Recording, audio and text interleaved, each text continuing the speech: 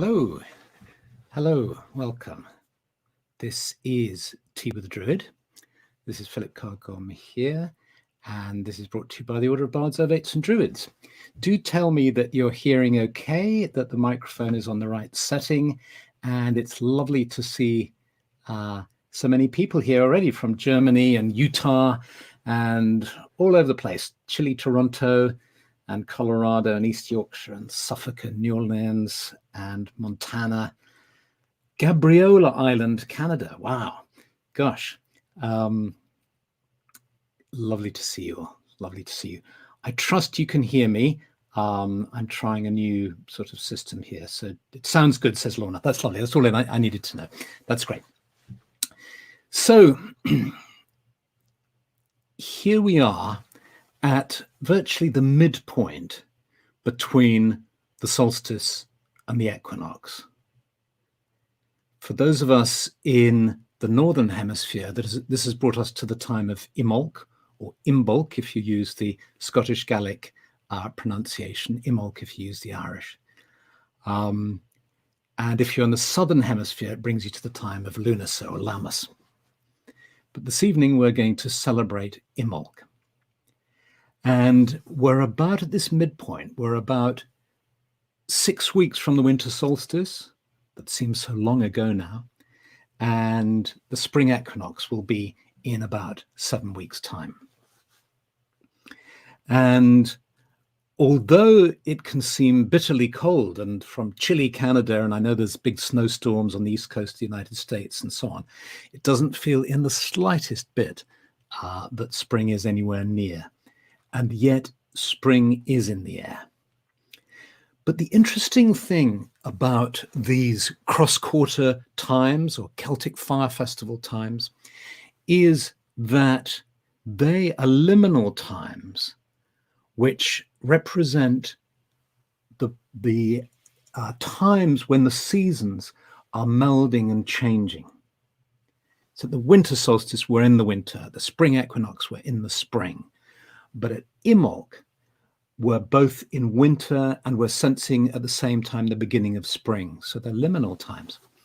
And now the very interesting thing is that they are endocrinal systems, metabolic systems are actually highly sensitive at these times. And there's a fantastic paper that I'll put a link in for you. We had a Mount Hemus, the Order of Bards, Ovates and Druids, Mount Hemus project. We asked the herbalist Julian Barker to write about this because it's so fascinating. But what that shows, and Julian is a specialist in the hormonal system, the endocrine system, that our bodies, and it's got nothing to do with temperature, it's all about light and levels of light. Our body starts to prepare for the new season. And it's at this kind of changeover time, it's at this time that we're particularly sensitive to chills and colds, and our digestive system can go a bit tricky. And this is why we can often experience spring colds or autumn colds, for example. And I find that fascinating because it shows how these times our physiology is responding to these special times, because they happen to be, when you calculate them, on the 5th of February, the 5th of May, the 5th of August, and the 5th of November. Close enough for us to say that these are related to the 4 Celtic festivals. So this is an extraordinary fact, I think. And this is another really interesting aspect of these festivals that we celebrate. Although we might celebrate them within a Druid context or a pagan context, in reality, these are festivals that are reflected in the reality of the changing world around us and in our physiology. And we can clothe them and color them and connect with them in all these different ways. So if we're Christian, we can connect with this time as the time of Candlemas, the time of the purification of the Blessed Virgin Mary, and when candles were brought into churches for them to be blessed. If we're pagan or Druid, we can connect with the goddess Brigid at this time. Christians are able to sense that as Saint Brigid, perhaps the same person or being. And for those who don't have any particular set of beliefs or faiths, the changing seasons are so real and powerful for them that this offers a way, I think, into an understanding of being held by something greater than just one's own needs and desires. And so we come to this time of Imbolc. And what I'd like to suggest is that we work with a ceremony written by the wonderful Maria Ede Weaving. And she's written a really beautiful Imbolc ceremony, which you can find on the Order's website, druidry.org. If you look on the home page, you'll see there's a section on Imbolc, and it's there for you. And what I've done is I've put together some words from the Obod ceremony with Maria's, the central part of, or part of Maria's ceremony that she wrote, which is a meditation for Imbolc. And then we'll finish with a poem that she's written as well, which is very beautiful. And I suggested that you might like to bring a bowl of water or a glass, you can, or a cup or anything. Or what I'm going to just suggest in the meditation, at a certain point, we'll come to a well of Brigid. And I'll suggest that with your eyes closed, you just dip the water and you brush it across your forehead. You lave your brow in the water as you connect. And it's always a beautiful feeling to do that when you're deep in a meditation. And if it's safe for you to light a candle, do light a candle, because Imbolc is deeply associated with candles. And I remember the very first Imbolc ceremony I did with my chief Newen 50 something years ago, and in his house in the basement in the room, and he had a bowl of water with 8 candles floating in it. And I was really struck by its beauty, because this is the time of celebrating the divine feminine. There's a quality in this time. It's not only its associations with Mary and the Christian tradition, but going back further into its associations with Brigid, and with this time, which is both, which is a time of birth, associated with birth. And so it's a time of tremendous vulnerability, but also growing strength. And I think that's the energy to hold on to at this time, or to tune into, is the vulnerability of the earth and the creatures at this time of year, when the frost can still be on the ground.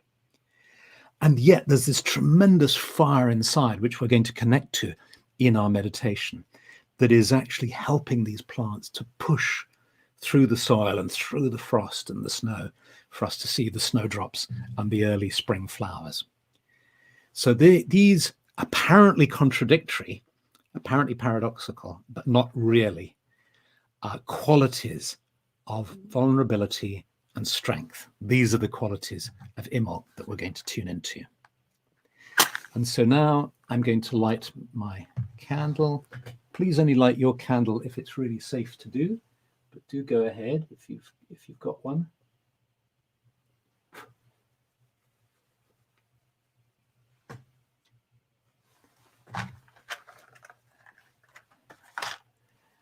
And now I'm going to invite you into the imaginal world. So if you'd like to close your eyes to better enter into the experience, becoming aware, first of all, of being seated in front of your screen, your computer screen or tablet or phone. But then just allowing that awareness to gently melt away as you become aware of being seated outside on a cold, crisp night in the hours just before dawn. And sense loving companions around you. And take in a deep, relaxing breath as part of this harmonious universe. And as you let go and open up to this scene, you allow yourself to become aware of the earth beneath you, the trees around you, and the sky above you. You feel the energy of the earth, the slow pulse of the earth. And you feel the life and the protection of the trees around you. And you breathe in deeply as you sense the energy of the sky flowing down into your being, meeting the energy of the earth in the center of yourself. The star-studded sky arches its vast twinkling darkness above you. And as you sit upon the earth, the soil is hard and frozen, the grass glistening with frost. The land is silent and asleep. Your body and being are motionless, chilled and inert like the winter earth. But you sense inside yourself a coming change, and you know you must prepare for its coming. The fire of spring is lit in secret in the depths of the earth, while winter rules above. But spring is coming. Let us call to Brigid, Lady of the Forge and Well, to bless us this day. Lady, we dream of your return. Come back to us, Lady, and bring the spring. Welcome, Brigid, gentle maiden, bathed in the white milk of nurturing. The fire of spirit shines through your eyes. Bless us with the breath of life.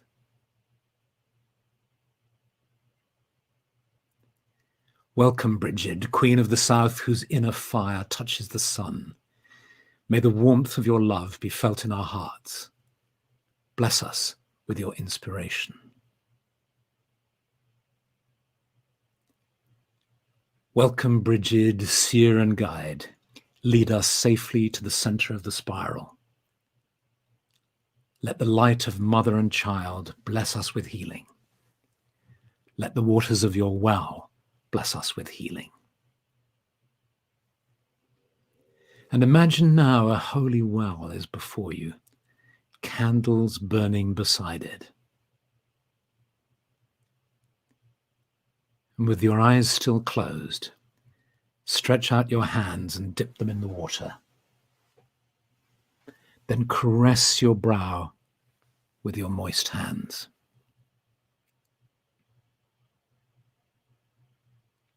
Feel the blessings from this water flowing through you.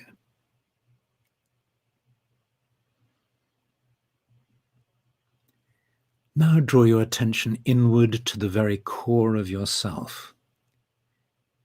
This place is the center of the sacred circle of your being, and it is here that you will light the sacred fire. This sacred fire is the spark of life.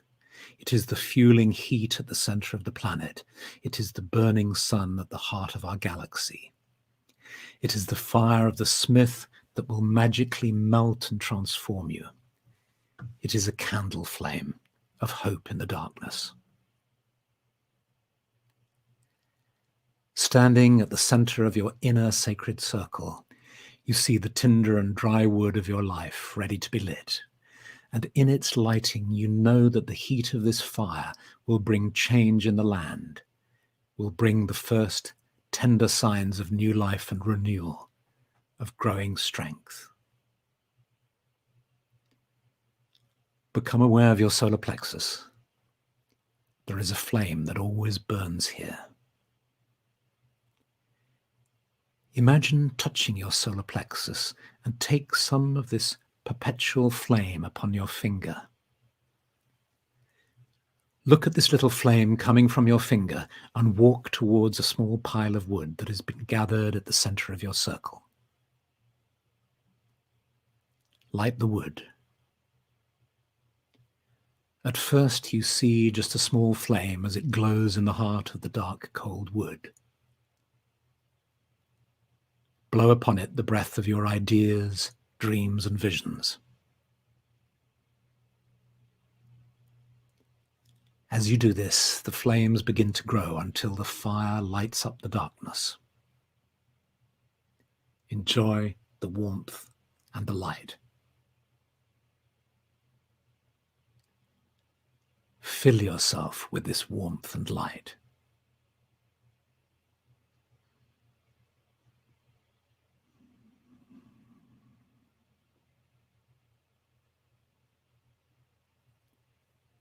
You find yourself back beneath the vast starry sky, upon the frosty, frozen earth. But now you are aware that there is a glow at the center of your being. Feel its warmth and light spread out through your chest, down your pelvis, into your legs and feet. Feel it moving up through your shoulders, down your arms and into your hands and fingers. Up through your neck and into your head until your whole body is filled with its golden heat and light. You are radiant in the darkness. Stay here in this moment for a while.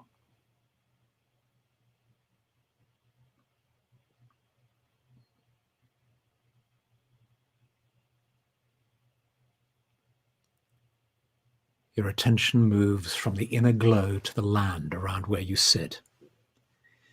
You gaze down at the once frozen soil beneath you. The frost has melted into life-giving moisture. Droplets are hanging from the blades of green, and through the earth a carpet of snowdrops rises, drinking in the life-giving melt, strengthening themselves in the warmth of your glow. As if by magic, you watch their brave green shoots pierce through the soil, their delicate white blossoms unfurl and hang in gentle bells of white. You have lit the fires of passion and inspiration, and the land responds with the first tender signs of a new beginning.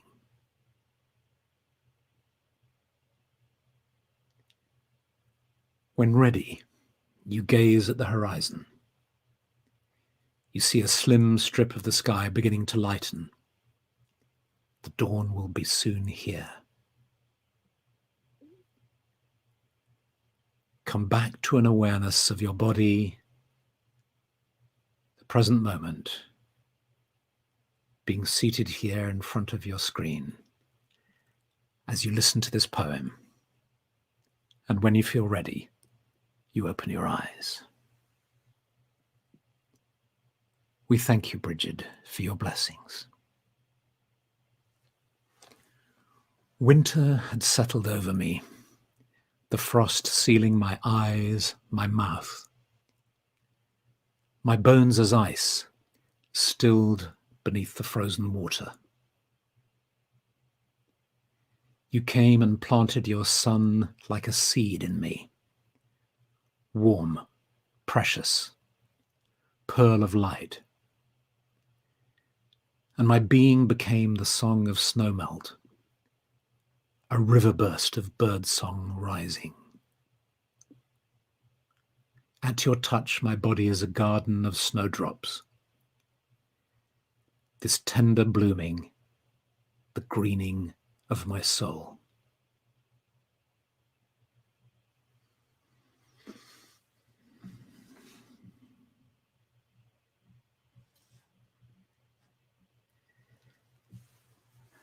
And so, thank you for being here. Thank you for being together at this time. Lovely to read your comments. That was beautiful. Yes, yesterday was my 66th birthday. So the start of Brigid's feast has always been important for me. Lovely. So have a beautiful time. And you know, the thing about these Celtic Fire Festivals is that they're not tied to a specific moment as the equinoxes and solstices are. They're sort of little seasons in themselves, little liminal seasons between two seasons almost. So there's a magical quality that goes on for days. Just as when you come to Beltane, it's the liminal time between spring and summer. And there's a magical liminal quality around that time in early May too. Ditto with summer and autumn in August, and autumn and winter at Samhain at the end of October and the beginning of November. So do enjoy this beautiful liminal time, and have a really wonderful week. Many, many blessings and much love. Okay.